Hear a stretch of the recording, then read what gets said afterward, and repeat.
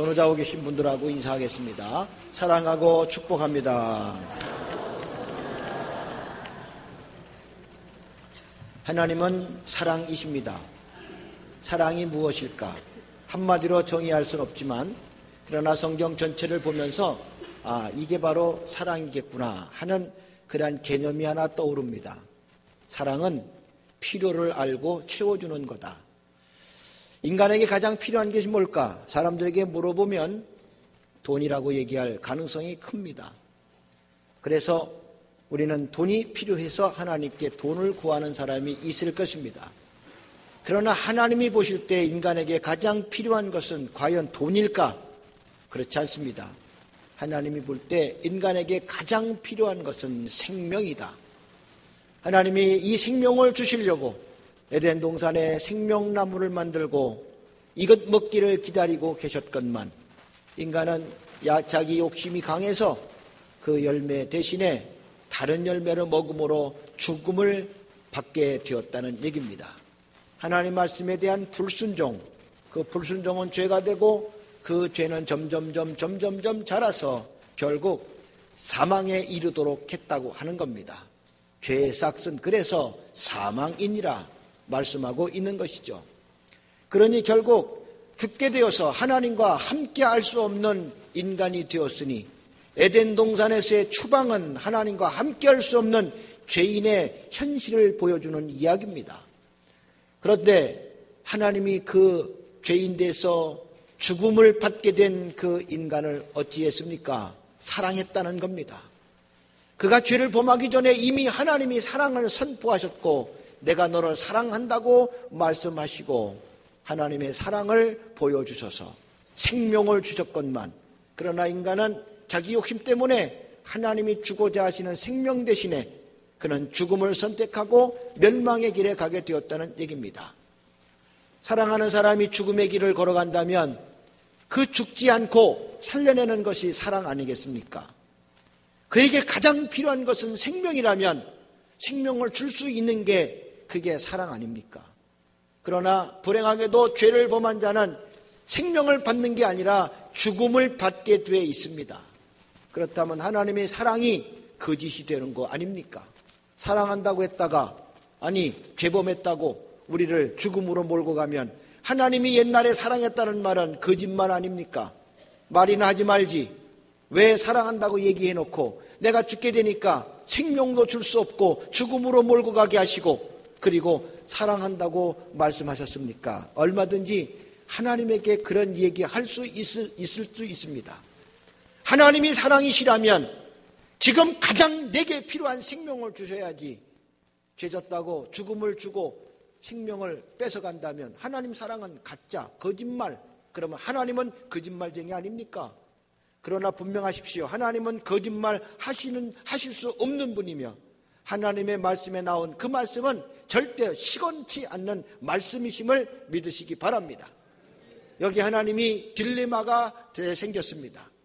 죄인이니 당연히 죽어야 하나 그 죄인을 죄인 되기 전에 사랑한다고 말씀했으니 그를 살려야 하는 이 두 가지의 문제, 공의의 법에 따라서는 죽여야 되지만 사랑의 법에 따라서는 살려야 된다는 것, 이 두 가지 문제를 해결하는 것이 얼마나 어렵습니까? 사람으로는 도저히 할 수 없는 불가능한 일이지만 하나님이 누굽니까? 하나님은 전능하신 분입니다. 사람으로는 할 수 없으되 하나님으로서는 다 하실 수 있느니라. 그러므로 죽을 수밖에 없는 죄인이 죽지 않고도 공의의 법을 다 해결하고 사랑의 법을 완성할 수 있는 이 엄청난 일을 전능하신 하나님이 이루셨으니 바로 그 일은 대속의 사건을 통해서 이루게 되신 줄로 믿습니다. 그러므로 사람은 못해도 하나님은 그 일을 이루시려고 모든 대속의 제물을 요구하고 계셔서 모든 인생들에게 바로 이런 대속의 제물을 요구하고 원하고 계시다는 것을 알아야 합니다. 피 흘려주심 사건, 결국 이 대속의 사건은 피 흘려주심으로 이루신 그런 생명의 사건이 되신 겁니다. 하나님께서 바로 그 일을 하나님의 사랑하는 아들 독생성자 예수 그리스도를 통해서 완성해 주신 거 믿습니다. 죽어가는 인생을 공의의 법에 따라 죽이면서도 사랑의 법에 따라 살려내시는 이 대속의 사건을 바로 하나님의 아들을 통해서 이루셨으니 하나님의 사랑의 절정이며 사랑의 완성이 되시는 겁니다. 그러므로 이 세상에서 생명을 줄 수 있는 분은 오직 하나님밖에 없으니 어느 누구도 내가 생명을 줄 수 있다고 말하는 사람들은 다 거짓말쟁이인 것을 아셔야 하고, 깨닫는 성도 되셔서 오늘도 생명을 주겠다고 미혹하는 손길에 빠지지 말고 오직 하나님 예수 그리스도 안에 주시는 생명만을 바라보며 온전히 믿음의 승리를 이루시는 우리 모든 성도들 되시기를 주님의 이름으로 간절히 축원합니다. 멸망에 이르게 될 인생들에게 생명을 주시는 그리스도의 거룩한 이 사건, 이게 바로 예수의 피 흘려주심으로 이루어내신 위대한 사건임을 깨달아야 합니다. 생명이 필요한 이 땅의 모든 사람들에게 예수님은 피 흘려주셔서 우리로 생명을 허락해 주셔서 영생하게 하신 줄로 믿습니다. 그렇다면 이 땅에 살아가는 모든 죄인된 인간들은 예수님 피를 집중해야 하고, 예수님 피에 대해서 묵상해야 하고, 예수님 피의 능력을 깊이 깨달아야 하고, 예수님 흘리신 피 흘림의 사건의 의미를 잘 알아야 하고, 그래서 그 피에 주시는 축복과 은혜를 깨달으며 만끽하며 이 땅의 삶을 살아가 영원한 생명을 소유해야 될 줄로 믿습니다. 우리가 피를 묵상하고 피를 가슴 깊이 생각해야 될 분명한 이유가 여기에 있는 것입니다. 예수 그리스도께서 흘리신 그 거룩한 피, 그 피의 역사, 피의 능력, 오늘 우리가 깨닫고 은혜 받는 시간이 되기를 간절히 바랍니다. 그러므로 예수님 피 흘리신 이 사건은 어떤 의미가 있으며 어떤 역사가 있는지, 예수님 피 흘림은 성경 분명히 얘기합니다. 그건 죄 사함의 축복이다. 태초에 하나님이 모든 피조물에게 생명을 주셨습니다. 없었던 것에서 있게 하시는 무에서 유의 창조, 이 창조의 역사 속에 하나님은 모든 피조물들에게 생명체가 되게 하셨다는 얘기입니다. 그런데 태초에 창조를 통해서 주시는 생명은 하나님 말씀으로 가능케 하셨다는 얘기죠. 하나님이 말씀하셨더니 그대로 되었다. 이 땅의 모든 피조물들에게는 이렇게 하나님이 태초에 부어주신 생명의 작용으로 오늘을 이렇게 살아가게 된다는 얘기입니다. 크든지 작든지 모든 생명체 안에는 이런 생명의 작용들이 넘쳐나게 된다는 것이죠. 이걸 볼 때마다 우리는 생명의 신비 앞에 고개를 숙이게 되고 감탄하게 되고 놀라게 됩니다. 식물의 생명을 보십시오. 식물의 생명, 어떻게 저런 저런 것이 싹이 되고 또 잎이 되고 꽃이 피고 그리고 열매를 맺을 수 있을까? 그 천하에 있는 모든 꽃들을 보세요. 같은 모양의 꽃, 같은 색깔의 꽃이 어디 있습니까? 다 달라요. 하물며 이름도 모를 그러한 작은 풀조차도 모양이 다르고 형태가 다르고, 그것들이 이런 생명의 작용을 통해서 여기저기서 피어오르고 이렇게 무성해져서 이 땅을 푸르르게 만들고 이 땅의 모든 움직이는 생명체들의 양식이 되어주고, 정말로 놀라운 생명의 역사를 보면서 신비에 빠지게 되는 것이죠. 동물의 생명을 보십시오. 동물의 생명들 얼마나 신비합니까? 지금은 영상 장비가 많이 발달돼서 우리가 잘 모르는, 알 수 없는 곳에서 생명의 잉태를 이루고 있는 이러한 동물들을 그 영상을 통해서 볼 때마다 놀라운 거예요. 저 해저 깊은 곳에 있는 물고기들이 이렇게 산란을 하고 그리고 또 한 생명을 잉태해내는 그런 모습들을 영상을 보면서 참 놀랍습니다. 지금도 우리가 못 보는 저 바다 깊은 곳에서 이런 생명의 작용들이 일어나고 있으며, 우리가 모르고 있는 땅속 깊은 곳에서도 여전히 이런 생명의 활동들이 왕성하게 움직이고 있으니, 이 땅의 모든 것은 이런 생명의 왕성한 활동을 통해 이 땅을 생명의 공동체로 만들어가고 있다는 얘기입니다. 얼마나 그걸 보면서 신비하고 놀랍고, 시편의 기자가 말한 것처럼 신묘막측하도다, 우리가 고백할 수밖에 없고 노래할 수밖에 없는 그런 생명의 역사입니다. 이게 하나님의 태초의 말씀을 통해서 다 이루셨다고 성경이 말씀하고 있으니 여러분 믿고 그 생명의 축복, 창조의 역사를 경험하는 성도가 되시기를 주의 이름으로 간절히 축원합니다. 그런데 인간의 생명은요 더 신묘막측하고 더 오묘합니다. 몸으로 만들어진 인간이 어찌 그 안에 영이 들어갈 수 있을까? 그래서 몸과 영은 물과 기름보다도 더 함께할 수 없는 전혀 상반되는 상극의 그런 관계인데 어찌 이 상극의 관계가 서로 한 곳에 머물러 있을 수 있을까? 그리고 이 땅의 말씀으로 만들어진 모든 피조물들의 몸은 때가 되고 시간이 지나면 썩어지고 낡아지고 없어지고 끝나고 마는데 인간의 몸은 하나님이 영원한 생명의 자리에 들어갈 수 있도록 썩지 않을 몸으로 만들어냈으니 어찌 이 신묘막측한 생명의 축복을 우리가 지금 경험하면서도 깨닫지 못하고 있을까? 인간의 생명을 보면 정말로 놀라운 하나님의 생명 섭리를 깨닫게 되는 것입니다.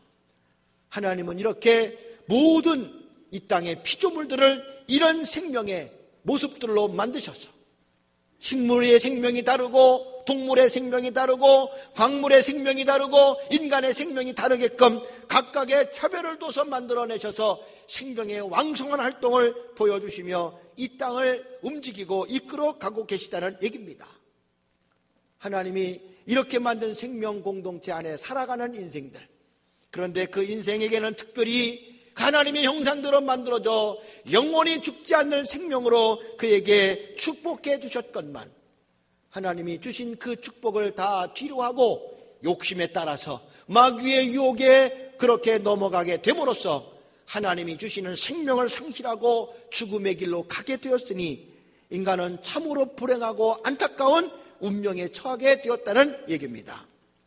그러나 이런 죄인에게 주실 생명은 하나님이 그냥 포기하지 아니하시고 여전히 태초에 주시는 그 생명의 역사를 이루시겠다고 계획해 주셨으니 그 계획이 바로 인간을 건져내시는 구원의 계획인 것입니다. 하나님이 그 구원의 계획을 이루시기 위해서 하나님의 행하신 태초의 사건, 그래서 생명을 주신 사건은 태초와 다를 수밖에 없다는 것을 알아야 합니다. 바로 태초의 생명은 말씀으로 지어졌지만 그러나 이제 다시 주실 새 생명은 말씀으로 주시는 게 아니라 죄에 대한 대가를 지불하고 주시는 그러한 방법을 통해서 하나님은 새로운 생명을 주시게 되었으니 그러므로 두 번째 얻는 이 생명은 태초의 창조의 사건 속에서 이루어지는 생명이 아니고 다 반드시 대가를 지불하여 얻어진 생명이었음을 말씀하고 있어요. 그래서 성경은 분명히 이렇게 말합니다. 그래서 그 사건은 창조의 사건과 다르다. 태초에 하나님이 주시는 생명의 역사와 죄를 범하고 죽게 될 인간에게 주시는 두 번째 생명은 창조 때 주신 그 생명과는 차원이 다르다고 말하고 있습니다. 그것이 바로 대속으로 인해서 얻게 되는 생명입니다. 제사를 통해서 피 흘려 주심을 통해 이루신 생명이라 말입니다. 그 이후로 하나님은 모든 구약에서 전체 흐르는 그 안에서 예수 하나님은 제사를 요구하시고 피 흘림을 반드시 요구했으니 모든 제사에 빠질 수 없는 제사의 중요한 내용은 제물을 통해서 피를 흘림으로 인간을 살려내는 구속의 사건, 대속의 사건이었음을 깨달아야 합니다. 하나님께 이 제물을 드림으로 그 제물이 대신 죽고 그리고 인간을 살려내시는 이 대속의 사건을 통해서 하나님은 여전히 죄인된 인간을 내가 끝까지 사랑한다, 내 사랑이 변치 아니하였다 하시는 사랑의 절정을 보이셨으며 사랑의 완성을 보이신 줄로 믿습니다. 그러므로 피 흘리심으로 이루신 이 거룩하고 놀라운 사건을 하나님은 성막 제사를 통해서 가능케 하시고 끊임없이 성막 제사를 통해서 인생들에게 생명을 공급해 주셨으니 두 번째 죄사함을 얻고 얻어지는 이 생명은 창조의 사건보다도 더 큰 사건이라 성경은 우리에게 말씀하고 있습니다. 본문 11절 12절 말씀, 그리스도께서는 장래 좋은 일에 대제사장으로 오사 손으로 짓지 아니한 것 곧 이 창조에 속하지 아니한 더 크고 온전한 장막으로 말미암아 염소와 송아지 피로 하지 아니하고 오직 자기의 피로 영원한 속죄를 이루사 단번에 성소에 들어가셨느니라. 창조에 속하지 아니한 더 크고 온전한 장막, 생명을 주시는데 창조 사건의 때 주셨던 생명이 아니고 이 장막을 통해서 주셨던 두 번째 생명의 역사, 성경은 이것을 창조의 사건에 속하지 않은 생명이라고 말합니다. 창조 사건보다도 더 크고 온전한 장막이라고 표현하고 있으니 성막은 보잘것없이 작은 걸지라도 창조 사건과 비교할 수 없는 것이라 할지라도, 그러나 성막을 통해서 주시는 두 번째 이 죄사함을 통해 주시는 피 흘린 생명의 역사는 창조 사건과는 비교할 수가 없는 사건임을 말씀하고 있습니다.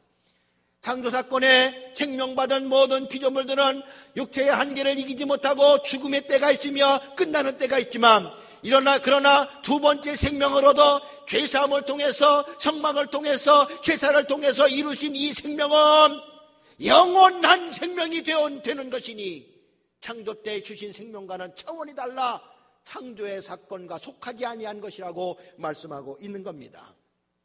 오직 죄 없는 하나님의 아들이 죽어주심으로 우리에게 이런 영원한 축복을 주신 거 믿으시기를 바랍니다. 하나님은 죄사함의 증거로 제물의 피를 요구하셨으며, 그러므로 모든 제사에는 피 흘림을 통해서 생명을 유지하게 되는 것입니다. 짐승의 피로 인해서도 이런 새 생명을 허락해 주셨는데, 하물며 하나님의 아들이 어린 양의 제물처럼 죽으셔서 흘리신 피는 말할 것도 없는 겁니다. 암송아지, 숫송아지가 흘린 그 피도 죄사함의 생명을 주셨는데, 하나님의 아들 어린 양 예수 그리스도가 흘린 피는요, 이건 오고 오는 세대 모든 인생들에게 영원한 생명을 주시는 증거요 축복이며 능력이 되는 줄로 믿습니다. 13절 14절 말씀에 바로 그 이야기를 하고 있습니다. 염소와 황소의 피와 및 암송아지의 죄를 부정한 자에게 뿌려 그 육체를 정결하게 하여 거룩하게 하거든, 하물며 영원하신 성령으로 말미암아 흠없는 자기를 하나님께 드린 그리스도의 피가 어찌 자기 양심을 죽은 행실에서 깨끗하게 하고 살아계신 하나님을 섬기게 하지 못하겠느냐. 짐승의 피, 염소와 황소의 피, 암송아지의 죄로도 죄사함을 받고 생명을 얻게 하셨는데, 성령으로 말미암아 피 흘려주셔서 인생들에게 생명 주시는 그리스도의 피는 더 말할 것도 없다, 그런 얘기죠. 오늘 우리는 그 하나님의 아들이 흘린 거룩한 피의 은혜로 생명을 얻게 된 줄로 믿습니다. 이제 우리는 영생하는 하나님의 복된 성도가 되는 줄로 믿습니다. 예수 그리스도께서 십자가에서 돌아가시면서 우리에게 피로써 정결하게 하셨으니, 주님의 흘리신 피가 바로 죄사함을 이루었으며 새로운 생명을 허락해 주신 사건이 되었음을 믿습니다. 그래서 오늘 본문에 분명히 말합니다. 피 흘림이 없다면 우리에게는 죄사함도 없다고 말합니다. 22절, 율법을 따라 거의 모든 물건이 피로써 정결하게 되나니 피 흘림이 없은즉 사함도 없느니라. 피 흘림이 없으면 사함도 없습니다.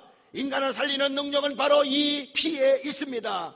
인간을 죄에서 구원하는 능력이 이 피 안에 담겨 있습니다. 예수님 피를 흘리신 거룩한 피는 바로 인류를 구원하고 영원한 생명을 주실 능력이 그 안에 담겨 있습니다. 그래서 우리는 이 피를 보배로운 피라고 말합니다. 베드로전서 1장 19절, 오직 흠없고 점도 없는 어린 양 같은 그리스도의 보배로운 피로서 되느니라. 예수님의 피를 그래서 보배로운 피라고 얘기하고 있어요. 이 보배로운 피, 오늘 우리는 보혈이라고 그렇게 외치며 노래하는 겁니다. 사람을 살리는 피이기 때문에 보혈입니다. 인간이 범죄하고 멸망에 가게 된 것을 면하게 하기에 보혈입니다. 인간이 받을 멸망과 저주와 질병과 죽음과 고통과 아픔을 다 해결하실 능력이 그 안에 담겨 있으니 이 피는 보혈입니다. 이 피의 거룩한 축복이 오늘도 우리 안에 넘쳐나는 것, 이게 바로 그리스도인인 줄로 믿습니다. 이 세상에 수많은 종교가 있어서 지들 신을 섬긴다고 하지만, 그러나 이 피로 말미암아 생명을 얻을 수 없으니 오직 예수 그리스도만이 이 피 흘려주셔서 우리에게 온전한 생명을 주시고 죄사함의 축복을 허락해 주신 줄로 믿습니다. 그러므로 이 피로 말미암아 구원받은 자가 그리스도인이요 일평생도록 누구보다도 이 피에 감동하고 감격하며 내 찬송 속에서 영원토록 변하지 않는 신앙의 고백이 되어야 될 나의 노래가 바로 예수 피 흘린 사건임을 믿으시기 바랍니다. 예수의 피밖에 없습니다. 나의 죄를 씻기는 예수의 피밖에 없네. 영원토록 부를 나의 신앙의 고백, 나의 새 노래, 예수의 피밖에 없네. 죽어서 앞서가 청도 천국에 간 성도들이 그 하늘나라에 가서 지금도 부르고 있을 영원한 새 노래, 죽임 당하신 어린 양 예수의 피밖에 없네. 노래하고 찬송할 나의 신앙의 영원한 노래가 예수 그리스도 피에 있음을 기억하시기 바라며 믿는 성도가 되기를 주님의 이름으로 간절히 축원합니다. 오늘 하나님 말씀이 생명의 말씀이 되는 것은 예수 피가 묻어있는 말씀이기 때문에 그렇습니다. 오늘 우리의 구원의 역사가 생명의 역사인 것은 예수님 피 흘리신 거룩한 피의 능력, 보혈의 능력이 담겨있기 때문에 당당하게 우리는 생명을 말할 수 있으며 영생을 노래할 수 있는 성도가 된다는 거 깨닫기를 주님의 이름으로 간절히 축원합니다. 예수님의 피는 인간의 이론과 상식으로 이해하고 해결할 그런 피가 아닙니다. 이거는 인간이 해결할 수 없는 하나님 전능자신 하나님만이 하시는 하나님의 섭리요, 하나님의 신비요, 하나님의 능력이요, 하나님의 권세 안에 이루어지는 거룩한 사건이기에 그저 낳고 태어난 인생, 죄 많은 인생들은 이 피를 가슴으로 믿고 피의 능력으로 구원받는 증거로 일평생토록 생명의 사람으로 살아가게 되는 것임을 믿습니다. 오늘 이 이야기를 머리로 이성으로 듣는 사람 되지 않기 원합니다. 이거를 내 지식으로 세상의 학문적인 관점에서 쳐다보는 사람이 되지 않기 원합니다. 오늘 이 말씀은 내가 가슴으로 믿음으로 들음으로 이 말씀이 생명의 축복이 되는 성도가 되기를 주님의 이름으로 간절히 축원합니다.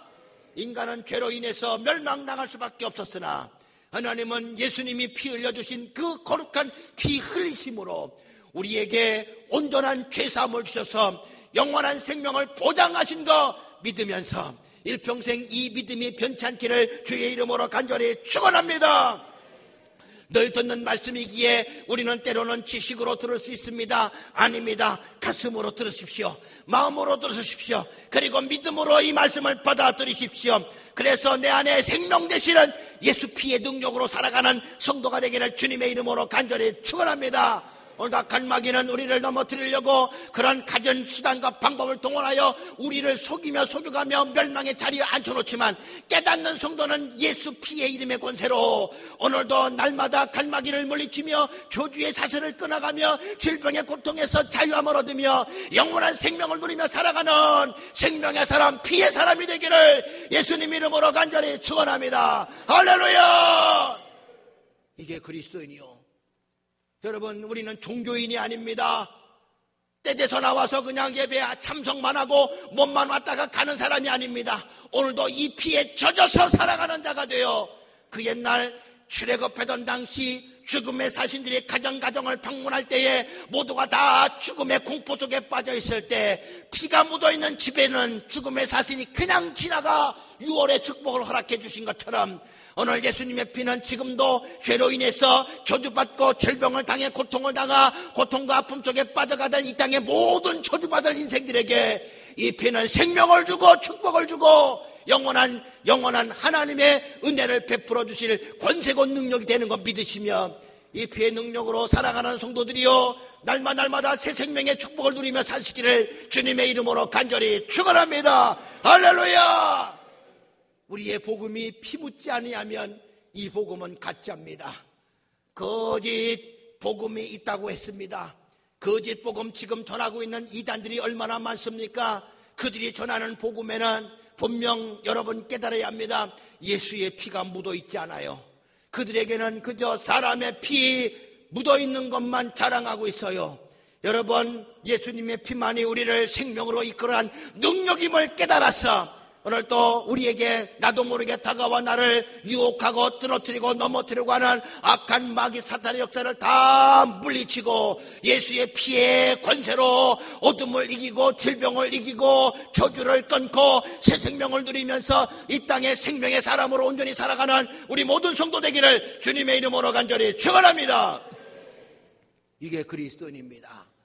그러므로 우리는 이 피에 젖어 있지 아니하면 오늘 예배가 여러 번 경건한 것 같아도 이 피와 관계없으면 이 예배는 아무런 의미가 없으며 우리의 기도가 아무리 간절한 것 같아도 이 피의 공로를 내가 무시한다면 우리의 기도는 하나님과 무관한 기도가 되는 것이며 오늘도 생명의 말씀을 수없이 들어도 이 피와 무관하게 듣는다면 이 소리는 그냥 종교 강론에 불과하다는 사실을 알아야 됩니다. 이 말씀이 생명되어야 합니다. 이것은 예수의 피밖에 없습니다. 예수님 피 흘리신 거룩한 사건만이 오늘도 나에게 영원한 생명 주심을 깨달으며 사랑하는 귀한 성도들, 이 피에 젖어 사시기를 바라며 이 피에 물들어 있기를 바라며 이 피로 승리하는 우리 귀한 성도가 되기를 주님의 이름으로 간절히 축원합니다. 그렇게 흘리신 예수님의 피가 어찌 여느 사람의 피와 똑같을 수 있으며 어찌 돼지의 피와 똑같을 수 있겠습니까? 한때 감리교는 예수의 피나 돼지의 피나 똑같다 그렇게 말했던 어느 신학자 망발 때문에 감리교회가 많이 힘들었던 적이 있어요. 사랑하는 성도요, 예수님의 피는 여느 누구의 피와 비교할 수 없는 보혈입니다. 보혈의 능력을 체험하며 믿음의 온전한 승리를 이루시는 우리 가톨교회, 한국교회 모든 성도들 되시기를 주님의 이름으로 간절히 축원합니다. 이렇게 흘리신 피는요, 이제 생명 번성을 이루는 밑거름이 된다는 것을 아셔야 됩니다. 예수 그리스도께서 흘리신 피의 사건 이후에 이 땅의 생명의 번성은 하나님이 이 피로 하셨음을 알아야 합니다. 피가 없으면 아무런 생명의 복도 누릴 수 없게 되었다는 얘기입니다. 아이가 출생할 때 쏟아내는 그 피가 있어야 생명이 번성해진다는 그런 하나님의 거룩한 섭리와 진리가 담겨 있다는 얘기입니다. 보통 세상 사람들은 피 죽음을 의미하고 그렇게 생각합니다. 처절하게 피 흘렸다고 하는 것은 죽음을 맞이했다고 그렇게 이해합니다. 그러나 이 피의 의미에 따라서 그 결과는 동일할 수 없다는 것을 아셔야 됩니다. 나만을 위해 살다가 나를 위해 살다가 흘린 피라면 그 피는 처절한 죽음으로 끝나고 말지만 그러나 너를 위해서 내가 흘린 피가 있다면 그 피는 바로 하나님이 생명의 역사를 이루시는 능력으로 작용하게 된다는 거 믿으시기 바랍니다. 피는 분명 죽음이지만 그러나 그 피에 어떤 피냐에 따라서 그 피는 죽음으로 끝날 수도 있으나 새로운 생명을 번성케 하시는 능력으로 역사할 수 있다는 사실을 알아야 합니다. 하나님이 이 땅에 하나님이 사랑하는 사람들에게 이런 생명의 번성을 약속해 주셨습니다. 그러나 타락한 이후에 인간은 이 생명의 번성은 피 흘림을 통해서 이루어진다는 것을 알아야 합니다. 이렇게 남을 위해서 피 흘린다는 것, 이것을 우리는 다시 다른 말로 희생 삶이라고 말할 수가 있습니다. 누군가의 희생의 피가 있으므로 생명의 왕성한 역사가 이루어진다는 뜻입니다.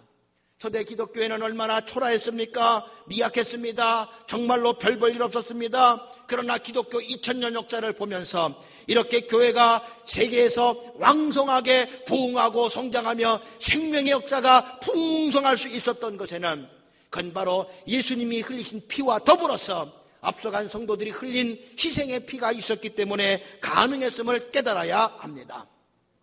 앞서간 성도들의 삶은 어땠습니까? 기독교 2000년 역사는 그야말로 핍박의 역사, 고난의 역사, 피 흘림의 역사, 죽음의 역사. 그래서 우리는 이런 피 흘린 사건을 순교의 사건이라고 말하고 있는 것이죠. 순교가 가득했던 기독교 2000년의 역사, 한국교회가 100년 동안 이렇게 부흥하고 발전할 수 있었던 거, 여기에는 분명한 이유가 있습니다. 한국교회도 이렇게 앞서간 성도들이 피 흘렸던 이 희생과 순교의 역사가 가득했으므로 하나님은 그렇게 순교의 피가 가득한 그 공동체 안에 새로운 생명의 역사로 풍성하게 하신다는 하나님의 섭리를 이루었으므로 오늘 이렇게 교회가 2000년 동안에 망하지 아니하고 풍성했으며 한국교회가 세계 그 역사의 유래를 차지없을 만큼 그렇게 놀라운 부흥과 발전의 역사를 이루었으니 이 모든 것은 다 피 흘린 희생의 사건을 통해서 주시는 하나님의 축복인 줄로 믿습니다. 국가가 잘 되고 가정이 잘 되고 교회가 잘 되려면 여러분 이 생명의 역사가 가득 차고 넘쳐야 되는 것이죠. 그러므로 모든 곳에서 이런 생명으로 번성하고 풍성하기 원한다면 먼저 하나님은 피 흘려라, 희생할 수 있어야 된다, 이걸 요구하고 계신다는 겁니다. 국가도 그렇습니다. 교회도 가정도 하나님이 주신 생명 공동체가 세 군데 국가와 가정과 교회인데 이 생명 공동체가 잘 되려면 피 흘려라, 희생할 수 있는 자가 되어야 한다 하고 먼저 주님의 피 흘리신 사건을 우리에게 말씀해 주시고 우리로 하여금 그렇게 살도록 요구하고 계시는 것을 깨달아야 됩니다. 여러분, 국가가 잘 되려면 누가 이렇게 피 흘리는 희생을 해야 됩니까? 두말할 거 없어요. 국가 지도자들이 그 일을 해야 되는 것이죠. 국민을 위해서 피 흘리는 그런 지도자가 있는 나라는요 절대 망하지 않습니다. 며칠 전에 돌아가신 싱가포르의 리콴유라고 하는 총리, 90여 세를 살다가 죽었는데 그분이 30년 장기 집권을 한 사람이에요. 민주국가인데도 불구하고 그렇게 오랫동안 할 수 있었던 것에는 그가 국민을 위해서 희생하고 헌신했던 삶을 살았기에 백성들이 또 임기가 끝나면 또 뽑아주고 임기가 끝나면 또 뽑아주고 임기가 끝나면 또 뽑아주고 평생토록 그 사람은 나라와 민족을 위해서 희생하며 피 흘리며 살았던 거예요. 그랬더니 지금 싱가포르한 나라가 비록 작지만 그 나라가 비록 작은 나라가 아닙니다. 그 나라가 돈이 얼마나 많은지 몰라요. 비록 국민의 숫자는 우리 경기도만도 안 되지만 그런데 그 나라는요 굉장한 부국으로 세계에서 어찌할 수 없는 그런 나라로 강성하게 되었다는 얘기입니다. 이건요 한 사람의 이 피 흘림의 사건, 희생의 역사가 그렇게 국가를 든든하게 했다는 겁니다. 우리는 그런 사실을 보면서 우리나라를 돌아봅니다. 지금 어떤 회장이 죽음으로 인해서 정치권이 아주 무서운 사정의 칼바람이 일고 있는 그런 시점에 놓여 있어요. 다 조사해 보니까 다 국민을 위해서 피 흘리겠다고 헌신하고 다짐하고 공식적인 청문회에서는 내가 국민을 이렇게 살겠다고 했던 그 사람들 뒷조사해 보니 다 자기 것만 챙기고 자기 이권을 챙기고 국민을 위해서 희생하기보다는 국민을 이용해서 자기 배를 채우려고 하는 그런 증거들이 속속들이 드러나고 있음을 보면서 야, 이래서 나라가 잘 되겠냐? 나라 걱정하는 사람들의 소리가 점점점 많아지고 있는 이유가 바로 거기 있는 거 아닙니까? 나라가 잘 되려면 여러분 피 흘리는 희생하는 그런 삶이 있어야 나라가 잘 되는 거예요. 그래도 우리에게는 소망이 있는 것은 이름도 없고 빛도 없어 잘 모르지만 그러나 많은 사람들이 나라와 민족을 위해서 이렇게 희생하고 헌신하는 이름 모를 사람들이 있기에 그래도 대한민국은 아직도 소망이 넘치며 미래가 밝은 줄로 믿습니다. 할렐루야. 거기에 우리 그리스도인들이 꼭 들어가기를 원합니다. 나라와 민족을 위해서 기도할 수 있는 피 흘림, 나라와 민족을 위해서 바르게 살 수 있는 그런 헌신의 피 흘림, 이런 역사가 그리스도인들 가운데서 영혼의 불결처럼 다 올라 들어간다면 대한민국도 여전히 소망이 있어요. 그리고 앞으로 통일이 되는 그날 이 나라가 세계를 옮길 수 있는 강력한 나라가 되는 줄로 믿습니다. 그런 거룩한 피 흘림의 역사가 우리에게도 있어야 됩니다. 이런 지도자가 계속해서 나오기를 기도하시기 바라고 그런 지도자가 되셔서 직접 그렇게 헌신의 삶을 살아가는 저와 여러분 한국교회 모든 성도들이 되기를 주님의 이름으로 간절히 축원합니다. 가정도 마찬가지입니다. 가정도 잘 되려면 피 흘림의 그런 희생이 있어야 돼요. 누가 해야 될까요? 부모가 해야지. 장애를 입은 아들이 훌륭하게 자라서 사람들을 감동 주고 그리고 정상적인 사람들에게도 오히려 교훈을 주고 깨달음을 주는 그런 한 시대의 훌륭한 리더로 지도자로 커가는 그런 이야기를 들어보면서 우리는 감동을 받는데 그러나 그 아이가 그렇게 되기까지는 피 흘린 사람이 있었음을 알아야 됩니다. 그 어머니의 피 흘려 헌신하며 희생했었던 아들을 향한 그 희생과 피 흘림이 결국 그 위대한 역사를 만들어냈다는 것 우리가 깨달아야 됩니다. 피 흘림이 없이는 위대한 아들도 나올 수 없으며 피 흘림이 없이는 온전한 가정도 이룰 수 없다는 거 깨달아야 됩니다. 여러분, 교회도 마찬가지입니다. 교회도 생명의 왕성한 역사, 부흥의 역사를 이루려면 그냥 되는 게 아니에요. 이런 피 흘림, 희생의 헌신적 삶이 반드시 동반되어야 된다는 거 깨달아야 됩니다. 그렇다면 누가 이렇게 먼저 피를 흘려야 되겠습니까? 예수님은 그렇게 피 흘리는 사람을 선한 목자라고 얘기했어요. 선한 목자는 양을 위해서 자기 목숨을 내놓는다. 선한 목자는 바로 하나님의 교회가 부흥하고 성장하는 데 있어서 피 흘리는 그런 헌신과 희생의 삶을 살아가야 될 그런 사역이 주어졌다는 사실을 말씀하고 있습니다. 한국교회가 잘 되려면, 가톨교회가 잘 되려면 선한 목자와 같은 그런 목회자가 있어야 됩니다.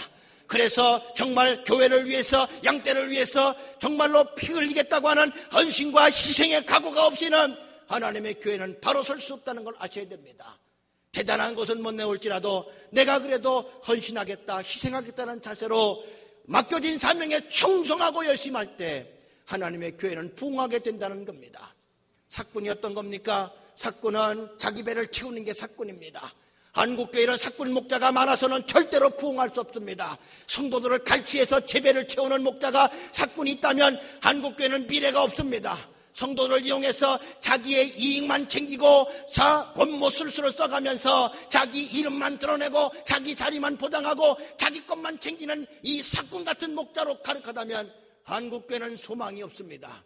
성도 위해서 기도하며 헌신하며 정성하며 애가 끓도록 저들을 위해서 복음을 전하며 저들이 하나님의 바르게 살도록 그렇게 애쓰고 수고하는 선한 목자가 가득한 한국교회야만이 소망이 있다는 거 믿으시기 바라며, 이 땅의 모든 목회자들이 사꾼은 다 가고 선한 목자로 가득할 수 있도록 우리 교회에서부터 한국교회 뻗어나가 세계 모든 교회가 이런 교회가 될 수 있도록 기도하는 성도가 되기를 주의 이름으로 간절히 축원합니다. 그런데 하나님은 또 교회가 잘 되기 위해서 희생의 길, 피 흘림의 길을 걸어가라고 선한 목자와 같은 사역을 감당케 하실 또한 직분자를 세우셨으니 그 직분자는 바로 장로인 것을 알아야 합니다.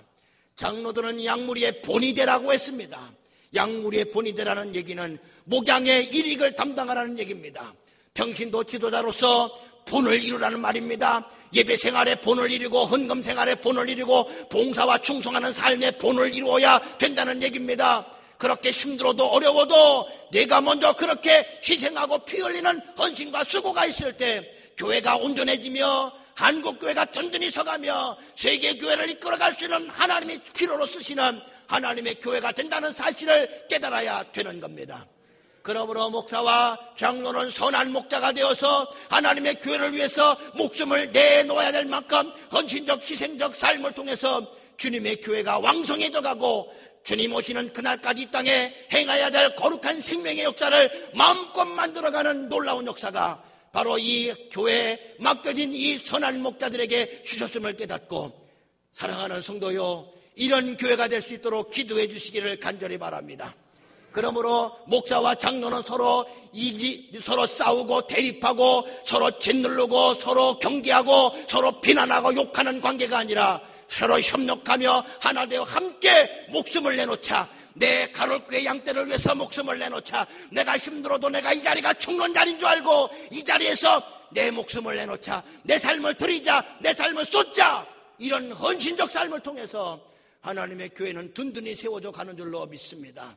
우리 가톨교회 그런 목사가 되고 그런 장로가 되기를 간절히 바라며 그런 성도가 되기를 주님의 이름으로 간절히 축원합니다. 우리 모든 성도들이 맡겨진 직분을 생각해 보십시오. 이건 다 자기 이익을 위해서 주신 직분이 아닙니다. 이건 모두 다 이렇게 네 목숨 내놔서 교회를 세우라고 주신 직분입니다. 남선교회가 그렇고 여선교회가 그렇고 모든 각 부속 기관이 다 그런 모습으로 살아가라고 주신 직분입니다. 나만 배불리 먹고 나만 잘 살겠다고 주신 직분이 아님을 깨달아서 어려워도 힘들어도 피 흘림의 희생적 사건을 통해서 한국교회를 살리고 가톨교회를 살리고 한국교회를 살려가는 그런 그리스도의 참된 모습을 간직하는 우리 모든 성도가 되기를 주님의 이름으로 간절히 축원합니다. 할렐루야. 피 흘림의 헌신, 이것이 없으면 안 됩니다. 이게 있으므로 오늘 이렇게 교회가 든든히 세워져 가는 줄로 믿습니다. 또한 이 피 흘리면 십자가의 자리입니다. 예수님은 이 피를 십자가에서 흘리셨습니다. 주님이 피 흘리신 것은 바로 십자가를 지고 가셨기 때문이며 십자가에서 못 박혀 죽으셨기 때문입니다. 그러므로 피 흘림은 바로 십자가와 깊은 관계가 있다는 사실을 깨닫고 우리가 십자가를 지고 나를 따르라고 주님 말씀하신 거룩한 명령을 가슴 깊이 생각하면서 오늘 우리는 이 피 흘림의 의미를 기억해야 될 것입니다. 그런데 이 십자가는 비록 초라하고 무능하고 아무런 힘도 쓸 수 없는 그러한 무능하기 이를 데 없는 자의 처절한 죽음처럼 보였으나 그러나 하나님은 이 십자가의 도로 생명을 주셨습니다. 이 십자가의 도로 멸망할 인생들에게 구원을 이룰 하나님의 능력을 담아놓았으니 피 흘림은 바로 십자가의 사건이며 이 십자가는 바로 인생을 살리며 세상을 변화시킬 능력이며 축복이 된다는 것을 깨달아야 합니다. 우리 신앙의 핵심은 뭡니까? 바로 십자가와 부활입니다. 부활의 영광은 누구나 다 받고 싶어 합니다. 그러나 분명히 하십시오. 십자가가 없는 부활은 있을 수가 없습니다. 십자가, 피 흘림이 없으면 사함이 없고 피 흘림이 없으면 새 생명이 없고 피 흘림이 없으면 생명의 번성이 없고 피 흘림이 없으면 세상의 변화도 없습니다. 그러므로 그리스도인들이 이 피를 깊이 묵상해야 되는 이유가 바로 거기 있어요. 예수 피로 구원받아서 믿음의 사람으로 살고 있지만 여전히 십자가를 싫어하고 십자가 지는 것을 경계하고 내 편한 대로만 믿음의 길을 걷고자 하는 사람들은 그 옛날 예수님 시대 바리새인과 다를 게 없어요. 드러내고 자랑하고 자기를 나타내기 좋아하는 이 위선적이고 가식적인 바리새인, 이 유대 종교 집단들, 이 사람들이 바로 예수 피를 부정하는 사람이요, 십자가를 부정하는 사람이요, 십자가를 인정치 못하는 사람들입니다. 그러나 그리스도인이 누굽니까? 십자가를 통해서 구원받았음을 믿어야 합니다. 그러므로 우리는 힘들어도 주님 말씀하신 것처럼 십자가를 지고 나를 따르라 말씀하신 그 말씀에 따라서 우리는 이 피 흘림의 의미를 잘 깨달아서 남은 인생 십자가 지고 내게 주신 사명 잘 감당해서 세상을 살리고 하나님의 영광을 드러내는 우리 가롤교회 모든 성도가 되기를 주님의 이름으로 간절히 축원합니다. 할렐루야! 은혜 주신 하나님께 박수하겠습니다.